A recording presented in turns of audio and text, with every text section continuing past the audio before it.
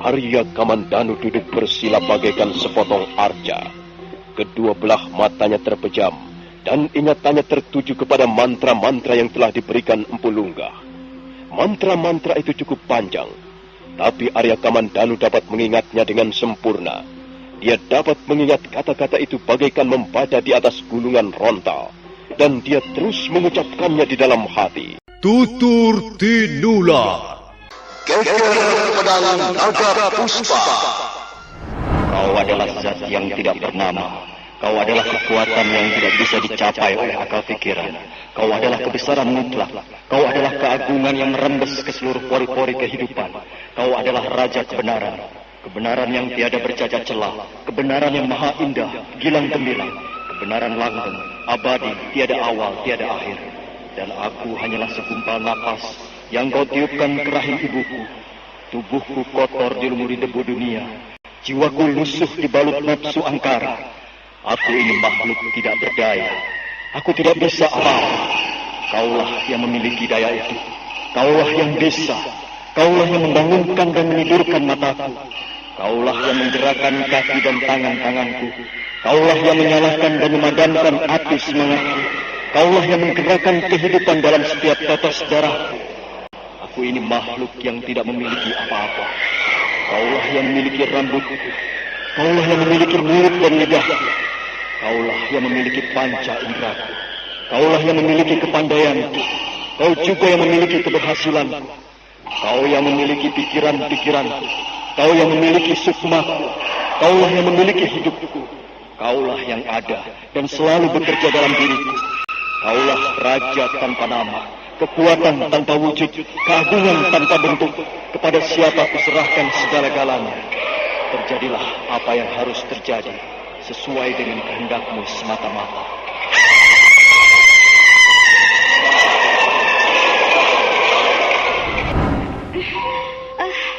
Ayah? Ayah? Apa, Dok? Lepaskan ikatanku ini, Ayah. Sakit sekali rasanya tanganku. Kau tidur nyenyak sekali, loh. Kau tidur nyenyak walaupun tangan dan kakimu terikat. Tapi aku tidak bisa bergerak bebas, Ayah. Aku tidak ingin diikat seperti ini. Lepaskan ikatanku, Ayah. Lepaskan. Dengar, Dok, dengar. Selendang yang kupergunakan untuk mengikatmu ini adalah selendang bertuah.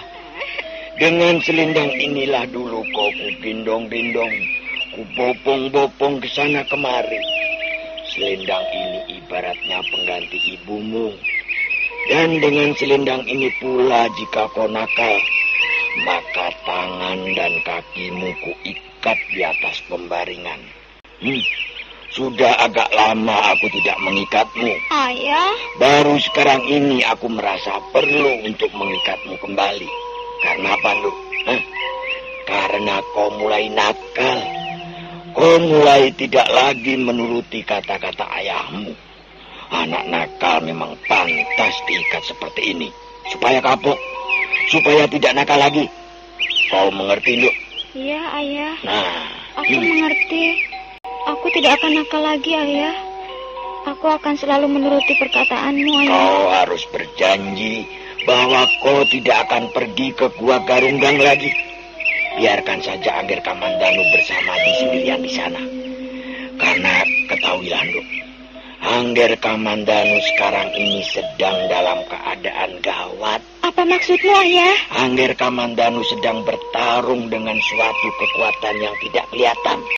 Kekuatan gaib yang berusaha mencengkeram jiwa raganya seumur hidup.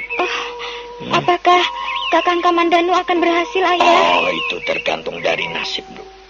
Kalau nasibnya baik, kalau Sang Yang Widi mengizinkan, Angger Kamandanu pasti akan bisa memenangkan pertarungan. Dan itulah yang kita harapkan. Sebab kalau Angger Kamandanu sampai dikalahkan, hanya ada dua kemungkinan yang sama-sama buruknya. Pertama, Angger Kamandanu bisa kehilangan sifat-sifat kemanusiaannya. Dia bisa lupa akan masa lalunya. lupa akan dirinya sendiri. Dia akan menjelma menjadi makhluk setengah siluman. Lalu kemungkinan yang kedua apa ya? Kemungkinan yang kedua jauh lebih menyedihkan, Lu. Angger Kamandanu bisa menemui kebinasaan. Kalau dia kalah bertarung, maka dia akan dimangsa habis-habisan oleh kekuatan gaib itu. Kasihan sekali Kakang Kamandanu, Ayah. Karena itu kita harus membantunya, loh. Dan cara kita membantunya adalah membiarkannya sendiri. Kita tidak bisa berbuat apa-apa. Angger Kamandanu harus bisa menolong dirinya sendiri. Baiklah, Ayah. Nah, Kalau begitu, saya berjanji tidak akan pergi ke Goa Garunggang lagi. Dan saya akan menepati janji saya ini. bagus loh. Kalau begitu kau bukan anak nakal lagi. Nah, marilah. Aku akan melepaskan ikatanmu. Empu Lunggah melepaskan tali pengikat Luh Jinggan. Kemudian pertapa tua itu memeluk anak gadisnya dengan penuh kasih sayang. Kita tinggalkan sejenak suasana di Bukit Kedung Peluk. Saudara pendengar, marilah kita ikuti perjalanan Sakawuni menuju kota Majapahit. Setelah 3 hari 3 malam meninggalkan Bukit Kedung Peluk, kuda yang ditumpangi Sakawuni tiba di tugu perbatasan kota Majapahit. Sakawuni langsung mengarahkan kudanya ke rumah kediaman Lembu Sora. Hiya!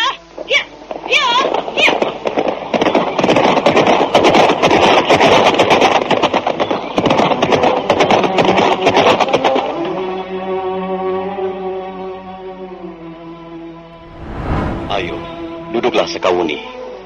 Duduklah dan ceritakanlah apa yang telah terjadi.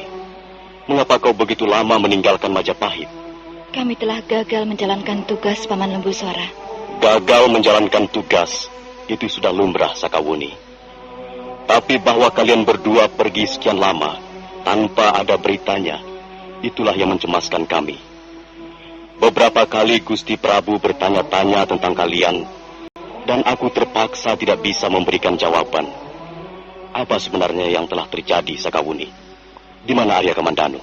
Sebenarnya kami berdua sudah dapat menemukan sarang para perusuh Paman Lembu Sora. Dan kami sempat bertarung melawan mereka. Rupanya para perusuh itu dipimpin oleh Empu Tong Bajil dan Dewi Sambi. Sakawuni kemudian menceritakan segala peristiwa yang dialaminya bersama Arya Kamandanu semenjak meninggalkan Majapahit beberapa waktu yang lalu. Mulai dari pertarungannya dengan kaum perusuh yang dipimpin Empu Tong Bajil, sampai akhirnya mereka tiba di Bukit Kedung Peluk dan bertemu dengan Empu Lunggah. Lembu Sora mendengarkan dengan seksama. Tapi sebenarnya kalian berdua tidak boleh berbuat seperti itu. Kalian berdua harus ingat bahwa kepergian kalian dari Majapahit adalah untuk mengemban titah seorang raja. Kalian sedang menjalankan tugas kenegaraan yang sangat penting. Karena itu, kalian harus mendahulukan tugas yang dipercayakan kepada kalian. Ya, Paman. Kami merasa bersalah. Seharusnya kami berdua segera kembali ke Majapahit untuk memberikan laporan tentang tugas-tugas kami. Ya, baiklah. Baiklah, Sakawuni. Sekarang kau istirahat dulu. Besok pagi, aku akan membawamu menghadap Gusti Prabu Kertarajasa. Hari itu Sakawuni tidak pergi kemana-mana. Dia istirahat. Dia memang merasa sangat lelah setelah menempuh perjalanan demikian jauhnya. Malamnya dia tidur dengan nyenyak.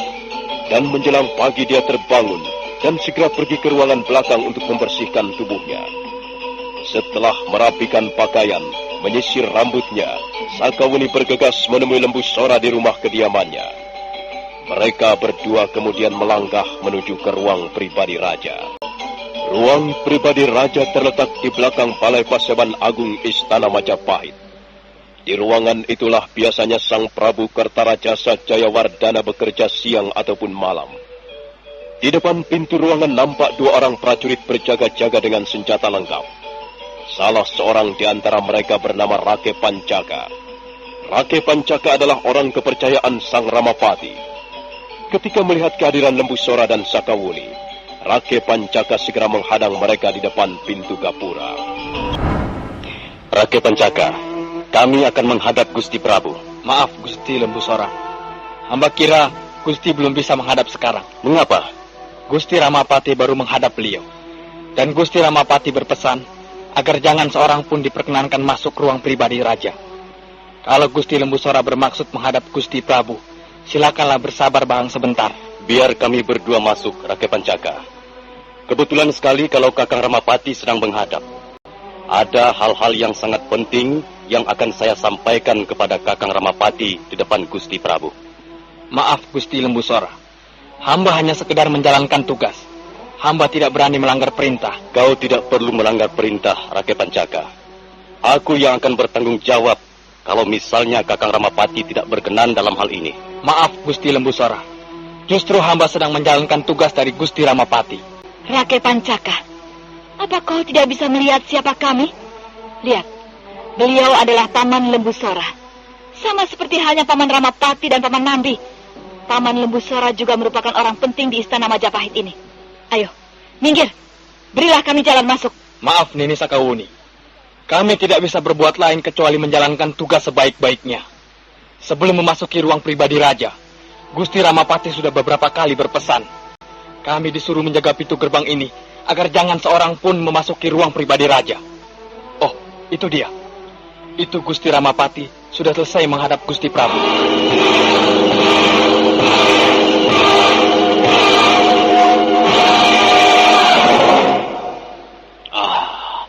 Adi Lembu Sora dan kau Sakawuni, kalian berdua pastilah ingin menghadap Gusti Prabu Kertarajasa. Benar, Kakang Ramapati.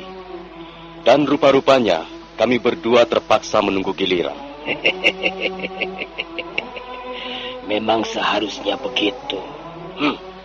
Apakah ada hal-hal penting yang ingin kalian sampaikan kepada Gusti Prabu? Kalau Kakang Ramapati juga ingin mendengar, marilah. Kakang Ramapati bisa mendengarkan di depan Gusti Prabu Kertarajasa. Kami memang akan melaporkan hal-hal yang sangat penting sehubungan dengan persoalan-persoalan para perusuh kerajaan Majapahit. Silakan Adi Lembu Sora. Silakan kalian menghadap Gusti Prabu. Sayang sekali aku tidak bisa menemani kalian. Aku banyak mempunyai tugas dan pekerjaan yang jauh lebih penting. Ayo, silakan. Ayo, Sakawuni. Mari Paman Lembu Sora. Lembu Sora dan Sakawuni segera melangkah ke pintu ruangan pribadi raja. Sebentar kemudian tubuh mereka sudah lenyap di balik pintu berukiran indah. Sang Ramapati tersenyum tipis sambil menyipitkan kedua belah matanya. Sang Ramapati atau Sang Mahapati, atau biasa juga disebut Dia Halayuda, menghampiri Rake Pancaka dan kemudian menjawil pundaknya. Rake Pancaka. Ya Gusti Ramapati. Kau dan teman-temanmu harus mengawasi dua orang itu. Apapun yang mereka lakukan di Istana Majapahit ini, jangan sampai lepas dari pengawasan kalian. Ini tugas kalian yang terpenting. Kau tahu, kau mengerti, Rake Pancaka? Iya, hamba mengerti Gusti. Bagus sekali. Kalau kau dapat menjalankan tugasmu dengan sebaik-baiknya, kau akan segera naik pangkat. Aku akan memberimu kedudukan istimewa di Istana Majapahit ini. Terima kasih Gusti. Terima kasih sekali. Sang Prabu Kertarajasa Jayawardana duduk di atas kursi berukiran indah. Sang Prabu kelihatan termenung sesaat lamanya setelah mendengarkan laporan dari Lembu Sora dan Sakawuni. Sebenarnya tugas yang dipikul oleh Sakawuni dan Arya Kamandanu sama sekali tidak gagal, Gusti Prabu. Sedikit banyak mereka berdua telah dapat menemukan sarang kaum perusuh. Aku pun menghargai apa yang telah mereka lakukan, Paman Lembu Sora. Tapi tidak seharusnya mereka pergi terlalu lama tanpa ada kabar beritanya. Ampun Gusti Prabu, kami merasa bersalah. Kami mohon ampun ke hadapan Gusti Prabu. Kami bersedia dihukum karena kesalahan kami. Sudahlah, Sakawuni. Sekarang aku ingin tahu, di mana Arya Kamandanu? Sampai sekarang pun hamba belum mengetahui di mana Arya Kamandanu berada, Gusti. Waktu itu, kami berpisah di Bukit Kedeng Peluk. Kalau begitu, baiklah. Kalian tidak perlu lagi memikirkan persoalan kaum perusuh. Karena hal itu sudah kuserahkan kepada Paman Ramapati. Lembu Sora kelihatan sangat kecewa begitu mendengar apa yang baru saja dikatakan oleh Sang Prabu. Demikian pula Sakawuni. Tapi nampaknya Sang Prabu tak hendak merubah keputusannya. Persoalan kaum perusuh sudah terlanjur diserahkan kepada Sang Ramapati. Nah, saudara pendengar, bagaimanakah kisah selanjutnya? Peristiwa apakah yang akan terjadi di Istana Majapahit? Dan bagaimana dengan Arya Kamandanu? Silahkan menunggu seri berikutnya. Sampai jumpa.